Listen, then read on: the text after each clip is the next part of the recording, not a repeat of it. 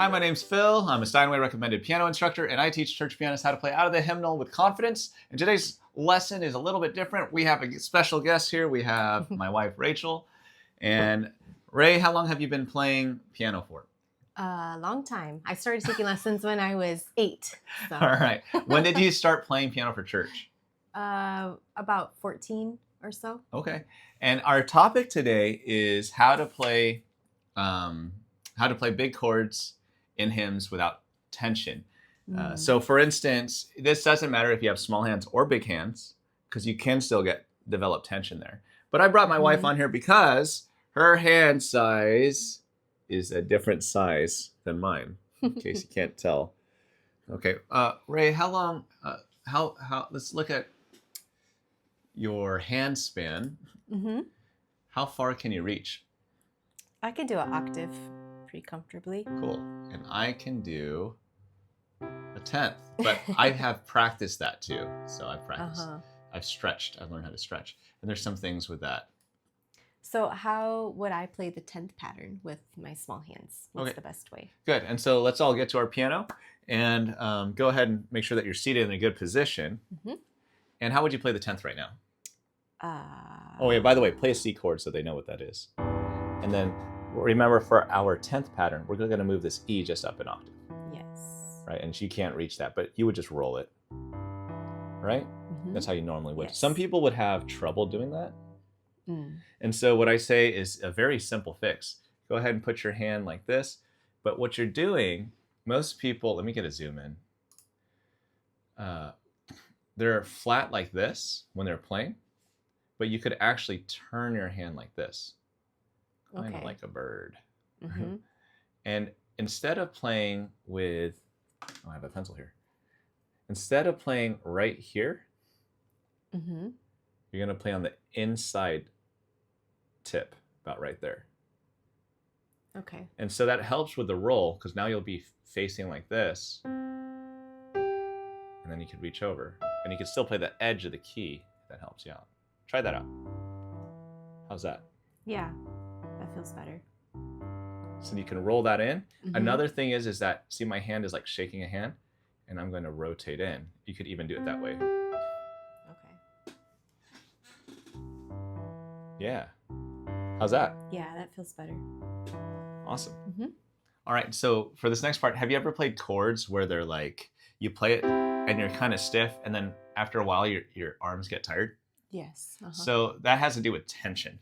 And when we play with tension, we can't practice very long, and we can't play quick passages really quickly or anything like that. So all we do is, if we take a triad, go ahead and play a C major chord.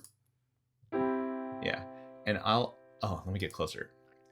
Can you play the C major chord? And we're going to go up and down. Good. And I'm going to show the camera this. Can you do that again? Up and down. So she's actually elevating her shoulder a little bit, and even this. But all we're actually going to try and do is make sure that the wrist is relaxed. And that is a very common thing that we see. So when I'm playing it, up and down. So you play your chord or your octave and just bounce up and down. Why? Because of the tension right here. A lot of times, and I'll show them, when you're doing like octaves and you're doing these runs, and you see people moving like this, dun, dun, dun, dun, dun, dun, dun. But that's very stiff, and you get strained about right here. So you want this to snap, and it's very relaxing.